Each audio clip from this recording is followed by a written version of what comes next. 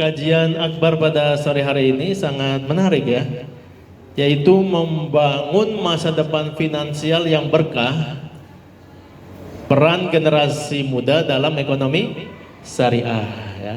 Ini yang di sana nggak kelihatan ya? Kelihatan nggak? Kelihatan tidak? Mungkin dimiringin sedikit ya. Oh, kalau dimiringin itunya nggak miring ya.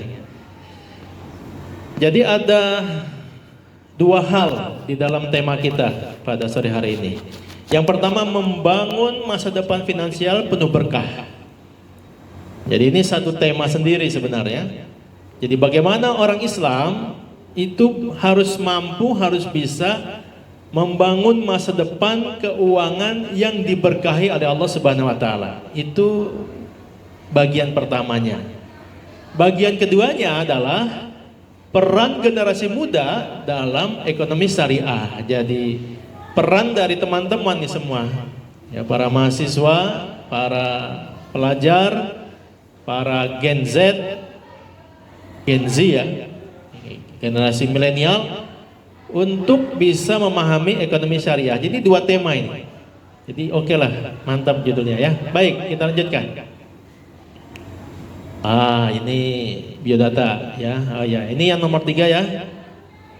Jadi ini ada spanduk kecil di ujung ini karena saya memang menjadi juru dakwah World Assembly of Muslim Youth, atau bahasa Jawanya An-Nadwah Al-Alamiyah Lissababil Islami. Itu adalah satu lembaga NGO, lembaga ya, organisasi sosial internasional yang berpusat di Riyadh, Saudi Arabia. Dia ada cabang di beberapa negara, diantaranya di Indonesia, dan saya termasuk juru dakwah dari World Assembly of Muslim Youth. Nah, makanya saya pasang ya, izin ya, biar di foto ada kelihatan kegiatan dakwahnya ya. Lanjut. Nah, bicara tentang tema kita pada sore hari ini, maka kita lihat setiap orang pasti ingin memiliki keuangan yang stabil dan cukup untuk masa depan. Betul? Betul nggak? Siapa yang ingin menjadi orang kaya?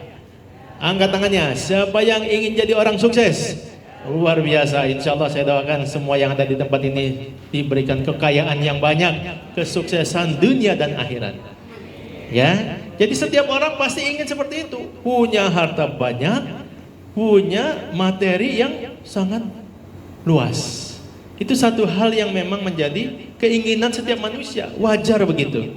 Oh ya, ada ketua senat ya, BPM ya, tadi saya belum kasih ucapan ini ya, sapaannya. Selamat datang para anggota BPM atau ketua anggota ya, senatnya ada? Nggak ada, ya nggak apa-apa. Jadi setiap orang pasti ingin punya keuangan stabil. Namun apa? Di dalam Islam, kesuksesan finansial tidak hanya diukur dari seberapa banyak harta yang dimiliki, tapi juga harus mempertimbangkan keberkahan yang akan diperoleh. Kalau bicara ekonomi kapitalis, yang penting fulus, yang penting uang banyak, yang penting kekayaan berlimpah. Mau dia haram, mau dia halal, nggak peduli. Karena ekonomi kapitalis tidak berdasarkan pada agama. Sosialis juga sama. Bagi dia yang penting duit ya, just do it ya, just do it ya, just do it. Jadi itu kalau kapitalis. Tapi Islam bagaimana? Nggak boleh. Di dalam Islam nggak hanya sukses finansial, nggak sekedar punya uang banyak, nggak sekedar jadi orang kaya, nggak sekedar jadi orang miliarder, tapi juga harus memikirkan keberkahan yang menyertai dari aktivitas kita itu. Harta yang berkah adalah harta yang diperoleh dengan cara halal. Perhatikan, harta yang berkah adalah harta yang diperoleh dengan cara yang halal, dikelola dengan bijak, dan memberikan manfaat bagi diri dan orang lain. Nah, itu kata kuncinya. Jadi katakan berkah di sisi Allah Subhanahu wa taala ketika cara memperolehnya itu dengan cara yang halal. Lalu kalau sudah diperoleh bagaimana? Dikelola dengan bijak. Bukan asal-asalan ketika sudah punya harta Walaupun caranya halal kita dapatkan, tapi pengelolaannya bagaimana? Karena nanti teman-teman di padang mahsyar, ya, di padang mahsyar, tahu padang mahsyar? Apa itu padang mahsyar? Padang semua manusia dikumpulkan di akhirat. Ngapain? Dimintai pertanggungjawaban. Iya, jadi nanti kita semua akan dikumpulkan di padang mahsyar. Dari zaman kakek buyut kita Nabi Adam sampai manusia terakhir itu kumpul semua di padang mahsyar, kumpul semua. Lalu ada 4 pertanyaan yang akan diajukan kepada kita semuanya. Kita 4 pertanyaan. Apa saja? Pertama, umurnya. Umurnya dihabiskan untuk apa? Yang kedua, jasadnya. Jasadnya dipakai buat apa? Yang ketiga, ilmunya digunakan untuk apa? Yang keempat, nah ini yang keempat nih, ini yang keempat, hartanya nggak cuma 1, pertanyaannya 2 untuk harta. Dari mana kamu peroleh dan kemana kamu gunakan? 2 pertanyaan untuk harta. Apa yang pertama untuk harta? Pertanyaannya, dari mana kamu memperolehnya? Yang kedua, kemana kamu menggunakannya, memanfaatkannya? Jadi kalau untuk materi harta, pertanyaannya itu 2, teman-teman. Makanya dari mana kita cari yang halal, lalu mengelolanya dengan bijak, dengan benar. Kalau tidak ditanya, kena kita. Oh, mentang-mentang punya mobil, mobilnya dipakai buat halan-halan ke berbagai tempat yang tidak benar. Mentang-mentang punya uang, beli segala macam barang yang diinginkan ya, apalagi tinggal klik doang di Shopee kan, pencet keranjang ya. Sukanya belanja di Shopee apa di Tokopedia? Shopee. Belinya apa? Makeup. Makeup apalagi? Baju lebaran, skincare. Luar biasa ya. Yang laki-laki apa? Belanja apa di Shopee? Jarang belanja, nggak punya duit berarti. Hah? Belanja apa, San? Skincare juga, San. Yang benar dong. Ya teman-teman ya, jadi harta yang berkah itu harta yang diperoleh dengan cara yang halal, dikelola dengan bijak, dan yang ketiga bermanfaat bagi diri dan orang lain. Tuh. Beda ekonomi Islam dengan ekonomi kapitalis sosialis. Lanjut. Nah, lalu bagaimana teman-teman kita bicara tentang prinsip keuangan Islam untuk masa depan yang berkah? Apa sih kriterianya? Yang pertama, mencari rezeki dengan cara yang halal. Ini kriterianya, prinsip supaya kita dapat rezeki finansial yang berkah itu harus dengan mencarinya yang halal. Apa maksudnya yang halal? Pertama, bekerja dengan profesi yang halal ya teman-teman. Siapa yang mau jadi pebisnis atau yang mau jadi profesional, karyawan? Yang mau jadi karyawan profesional angkat tangan. Gak ada, wah luar biasa. Gak ada. Yang mau, Abdillah mau jadi karyawan? Hah? Profesional? Iya, gak apa-apa. Siapa yang mau jadi pengusaha? Atau 2 teman, nggak semua yang jadi pengusaha, nggak semua. Tadi yang jadi profesional nggak semua juga. Pengusaha juga. Mantap ya. Mas Weda. Oh, mau foto Mas Weda? Foto dong ya, yang cakep Mas Weda ya. Iya, lagi acting gitu. Nah, ya. Mantap, makasih. Ya. Jadi pengusaha ada 2 ya. Cari rezekinya, bekerja dengan profesi yang halal. Apa itu maksudnya profesi yang halal? Jalankan pekerjaan yang tidak bertentangan dengan syariat. Jadi teman-teman nanti kalau mau bekerja, insya Allah kan tamat nanti ya. Insya Allah tamat mau bekerja kan? Nah kalau mau bekerja, jangan cari pekerjaan yang bertentangan dengan syariat Islam. Itu harus diperhatikan supaya berkah. Jangan sampai kita asal terima pekerjaan. Ya, yang kedua, hindari pekerjaan yang melibatkan riba, goror dan maisir. Jadi jangan kerja di tempat yang ada unsur ribanya. Nah, tahukah teman-teman, Majelis Ulama Indonesia sudah mengeluarkan fatwa nomor 1 tahun 2004, sudah 20 tahun yang lalu, mengatakan bahwasannya bunga bank sama dengan riba. Ya. Artinya apa?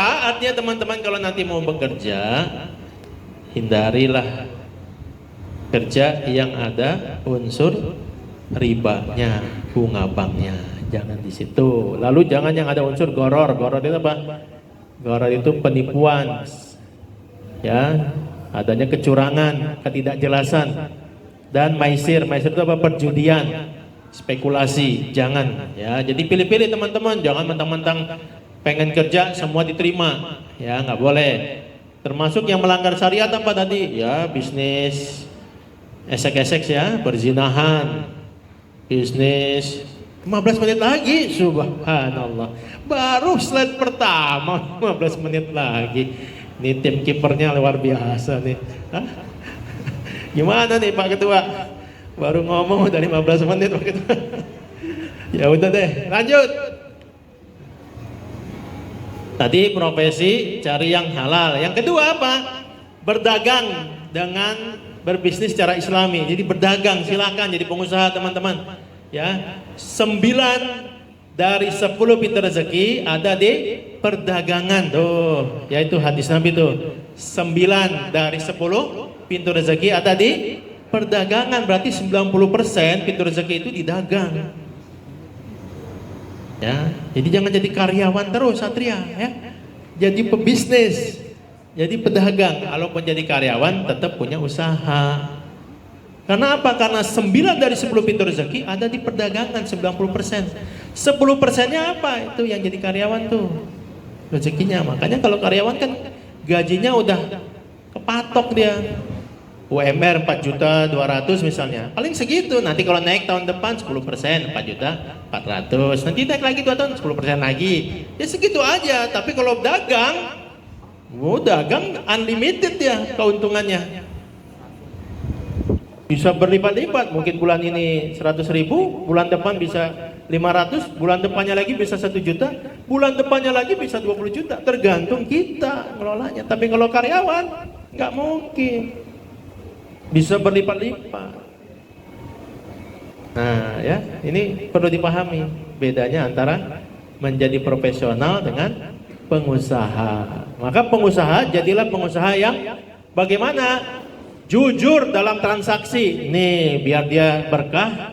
Kalau bisnis, jujur dalam transaksi. Jangan suka bohong. Siapa yang udah kena tipu di Shopee? Belum pernah kena tipu? Saya udah kena, ya. Banyak kena saya beli ikat pinggang, bukan ikat pinggang, beli kaos gitu ya. Bilang kaosnya bagus kualitasnya, saya minta ukurannya yang XL, minta warnanya putih semua, ya dikirim warnanya macam-macam, kualitasnya beda ya. Beli speaker aktif, bagus banget iklannya. Wah, ini kualitasnya ada airnya, kalau dihidupin airnya muncrat-muncrat gitu kan.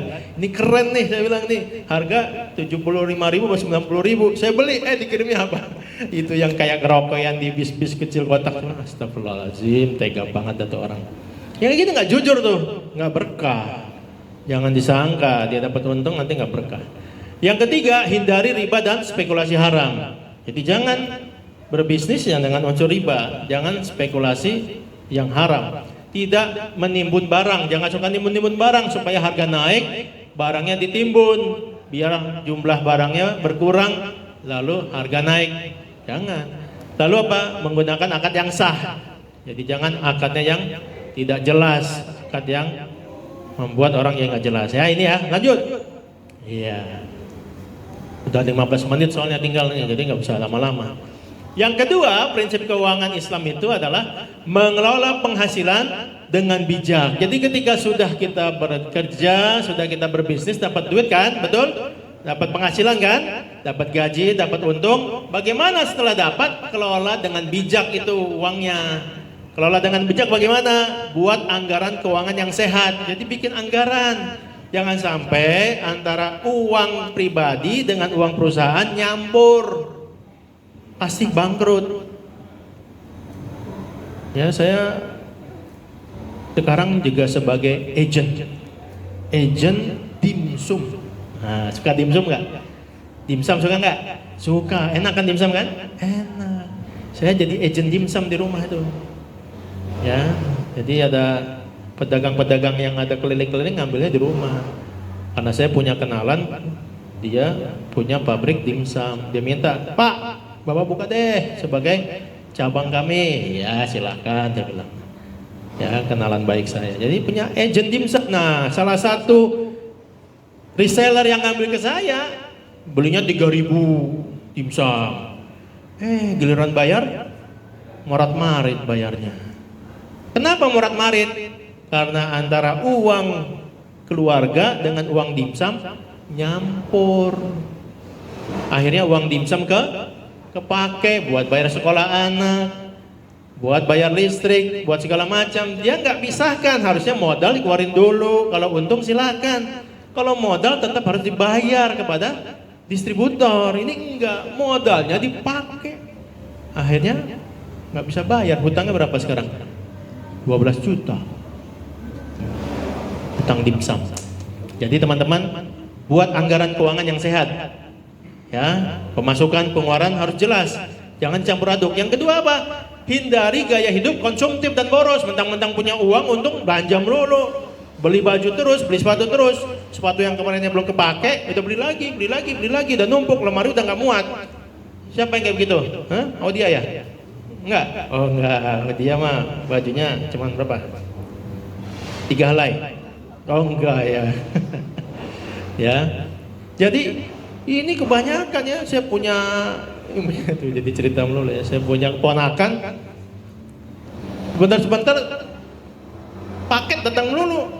Paket namanya lagi, besok paket dia lagi, itu sepatu ya, sepatu mungkin ada 10 kali, baru juga kerja 3 bulan beli sepatu, beli macam-macam.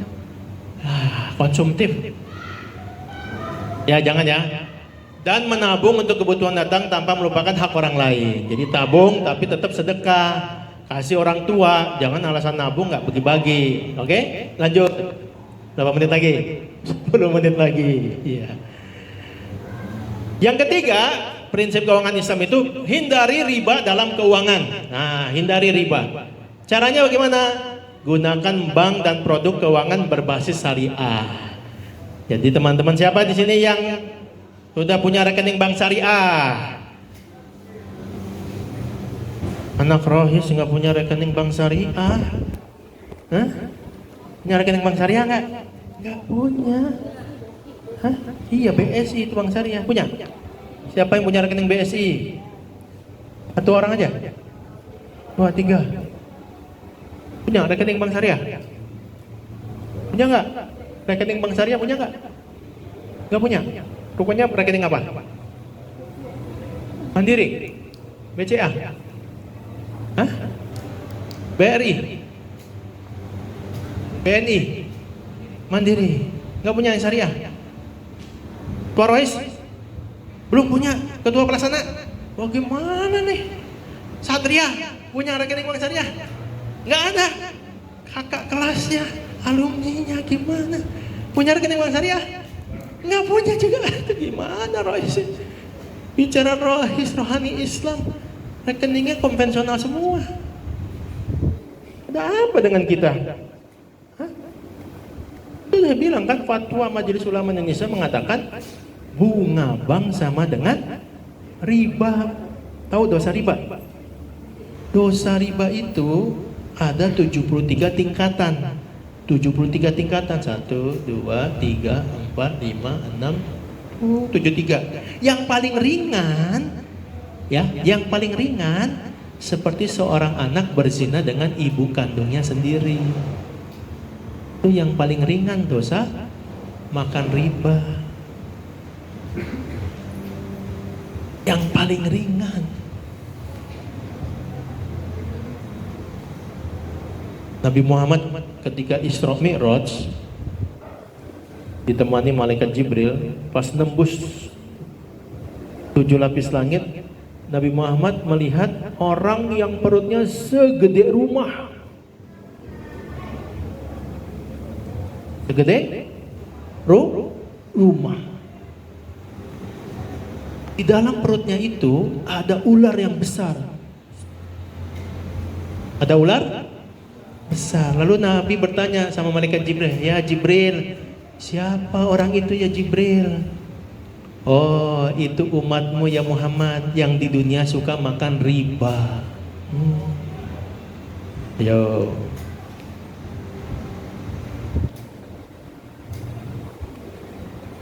Jadi prinsip keuangan Islam berbasiskan syariah, jangan bunga apa. Ini 5 menit pagi, cepet banget deh. Ya, hindari pinjaman berbasis bunga dan menggantinya dengan skema syariah. Oke, lanjut. Ini saya pakai soal Palestina ya, lagi ada demo di Monas. Saya nggak bisa hadir karena Israel ingkar janji. Dia ngebom lagi. 500 anak Palestina sudah wafat syahid. Ada demo di Monas sekarang depan kedutaan besar Amerika. Ya, nah ini saya pakai sebagai bentuk. Ya kita semua di sini harus dukung Palestina. Ya, mereka saudara kita. Ada Masjidil Aqsa di situ yang harus kita perjuangkan bersama. Oke, yang keempat, prinsip keuangan Islam memaksimalkan zakat, infak, dan sedekah. Jadi teman-teman, kita harus membiasakan diri untuk bersedekah sebelum nanti datang kewajiban bayar zakat.